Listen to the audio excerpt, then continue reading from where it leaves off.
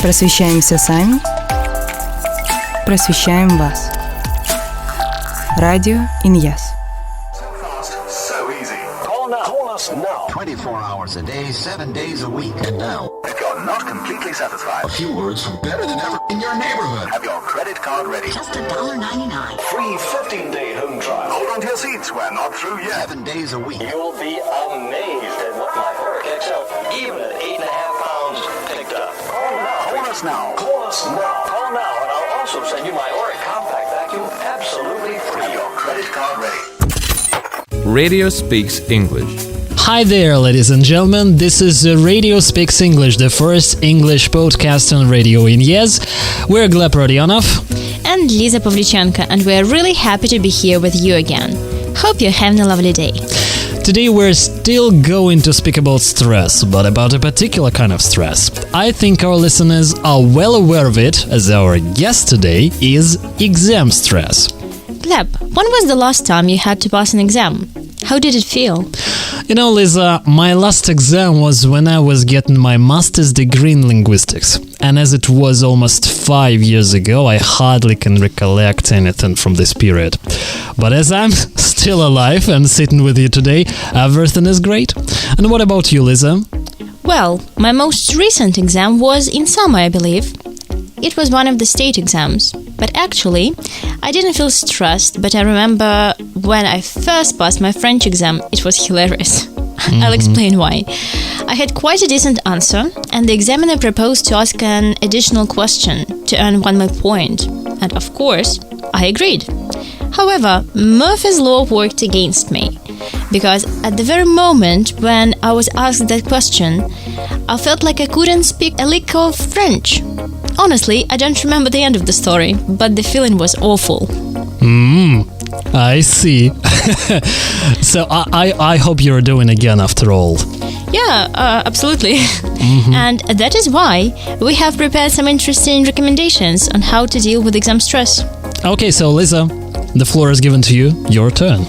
Okay, so the first one that surprised me actually was that it is recommended to study in conditions similar to your test room. There is a phenomenon in psychology called context-dependent memory. It refers to the idea that we are best able to remember things in environments similar to when the information was encoded.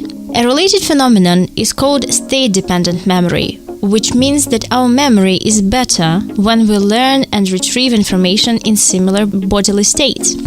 Actually, I remember that we were recommended to do some particular gesture or some act while reading, and when you do it at the exam, it helps you recall something. Recall and memorize something. Yeah, sure. So, for example, if our exam is going to take place in a quiet room, we may try to simulate those conditions while preparing. And this would be using context-dependent memory to our advantage. As an example of state-dependent memory, for example, if you prepare for your exam using caffeine, your memory on test day may be better if you have a similar amount of caffeine then. So you may use this knowledge, and I hope this will help you to pass your exams with flying colors. Oh, wonderful, wonderful. Now comes my piece of advice, and it will be about food too. Oh, yes, sounds good. Eat properly. It sounds eat properly. Well, you know that your body needs the nutrition it gets from the food in order to keep functioning properly. And the food you eat affects how you feel both emotionally and physically, of course. For example, foods with lots of fats or sugars can make you feel heavy or sluggish. When our body has the fuel and nutrients it needs, it makes it a lot easier to manage feelings of stress and anxiety. Oh, that's interesting. Yeah, so what comes next, Lisa? So it is not connected with food, but it's a pity.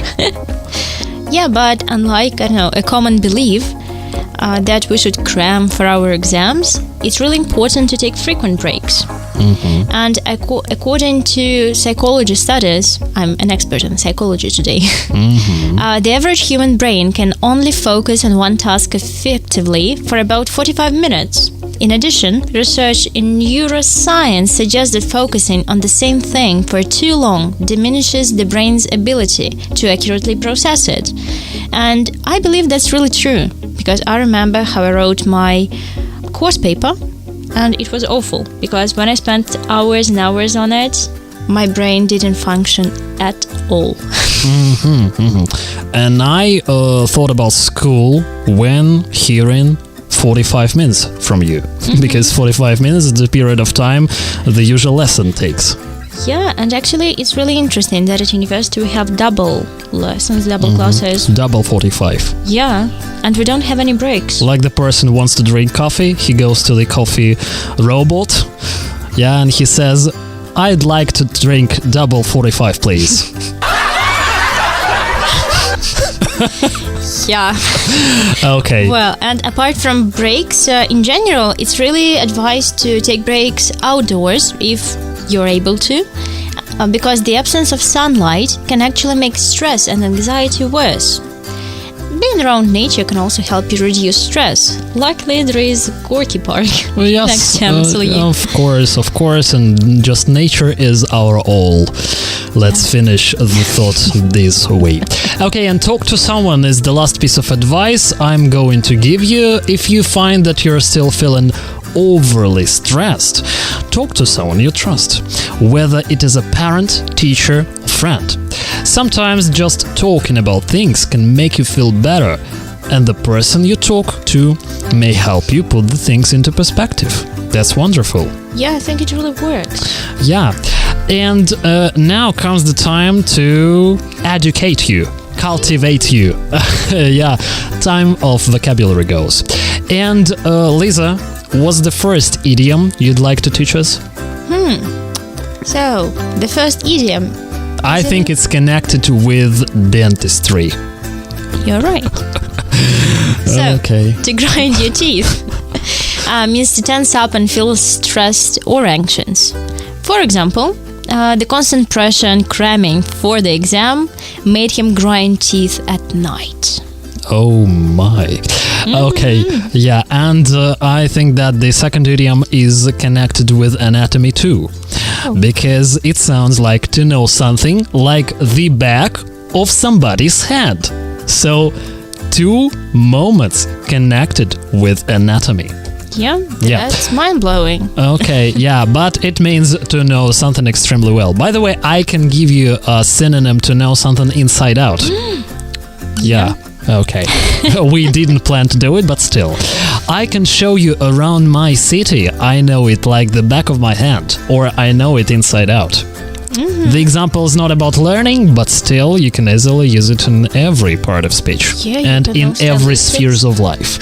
Yeah, for example, you can learn, you can know something like, I don't know, stylistics. Or lexicology. Yay. So, the next one, it is not connected with anatomy, but anyways, to break a sweat. Oh, it's connected with anatomy, you know. Sweat In a is way? Yes, sweat is a liquid Okay. produced by our body. Okay. Yeah, so what's the definition of this idiom?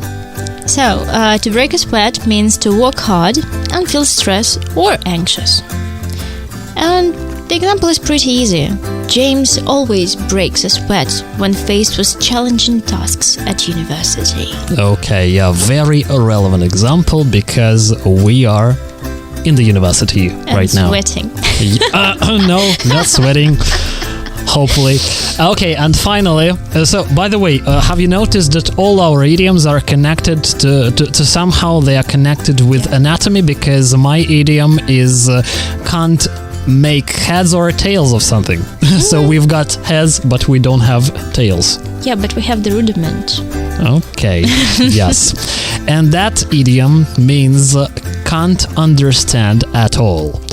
And let me give you an example. I just can't make heads or tails of this map. That means that you can't understand it at all. Okay, now let's recollect all the idioms. If you tense up and feel stressed or anxious, you usually grind your teeth.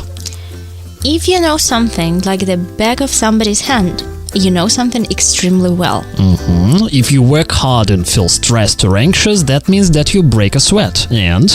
And if you can't understand at all, this means that you can't make heads or tails of something. Wonderful! Master your English with our idioms, master your extra-linguistic knowledge about exam stress, and we hope that every exam by you will be passed with flying colors. Yoo-hoo! Okay, so these were Lisa Pavlyuchenko. And Gleb Rodionov. Radio speaks English, but English is spoken by you. Thank you for your attention. Yes, Lisa was extremely surprised. I didn't expect that. Yeah, and I didn't expect it too. You can easily subscribe to our Telegram, of course, Telegram Radio in Yes, and listen to our previous episodes on Yandex Music and Poster platforms. And of course, we're waiting for your reactions and commentaries.